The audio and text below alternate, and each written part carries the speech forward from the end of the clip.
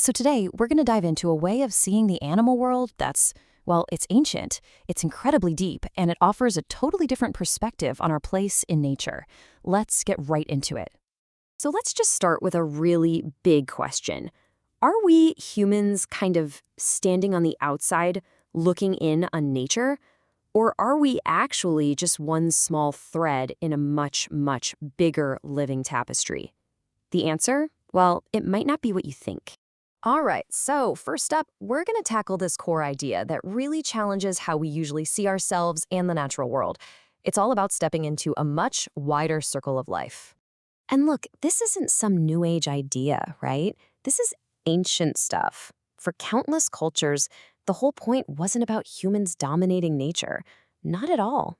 It was about belonging to nature. And that simple shift in perspective, it changes everything. And you know, what's amazing is that this isn't just one culture's idea. It's everywhere. You can see it woven into Native American traditions, deep within Aboriginal communities in Australia, and it's a cornerstone of Indian philosophy. It's this incredible, shared human heritage. Okay, so if you start to see yourself as a part of nature, what does that do to how you see everything else living in it?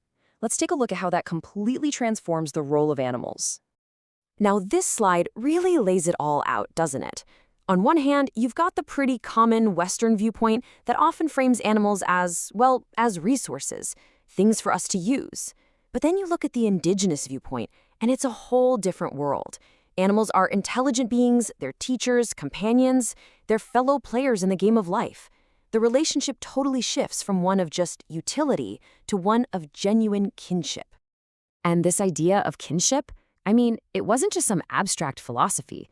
It was literally woven into the stories that families told each other, generation after generation. It's how people learned to see the world.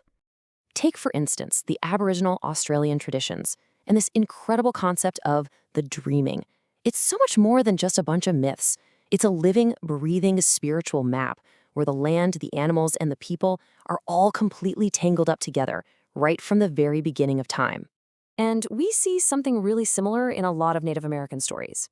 The animals in these tales aren't just characters, they're teachers. They're living examples of crucial virtues. They teach you about patience, about resilience, about being totally aware, and about how to adapt. These stories were basically life lessons. But here's the thing. These beliefs didn't just come out of thin air. They grew directly out of daily life. This whole legacy is built on a foundation of just watching, deep, long-term observation. Yeah, this quote really says it all, doesn't it? This wisdom wasn't just dreamed up in a vacuum. It was earned. It came from thousands and thousands of years of living with nature, watching, listening, and learning from the world firsthand. It's knowledge that's grounded in pure experience. And this slide is a fantastic example of how that experience gets baked right into a culture.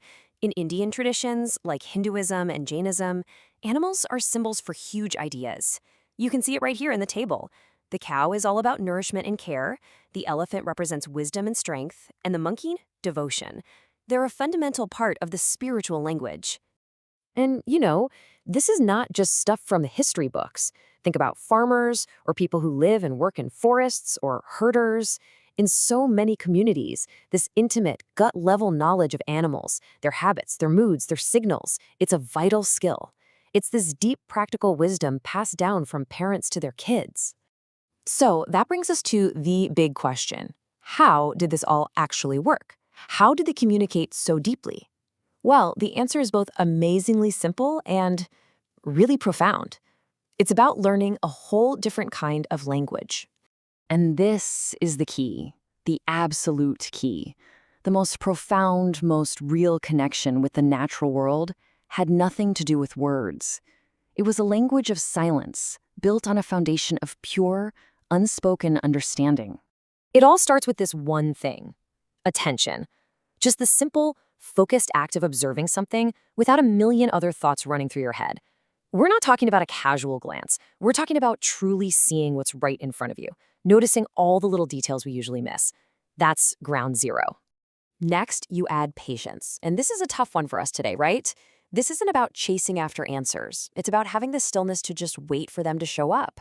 It's about understanding that nature runs on its own clock, not ours. You have to be quiet and patient to really listen.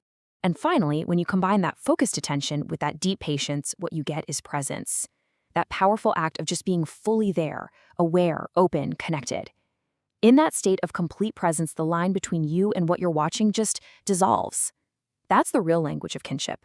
So we'll end with this thought. If this incredible connection is built on these simple things, attention, patience, presence, what happens when you take those skills and deliberately turn them into a spiritual practice? A tool for healing, for guidance? Well, that is exactly what we're going to get into in our next explainer on shamanic traditions.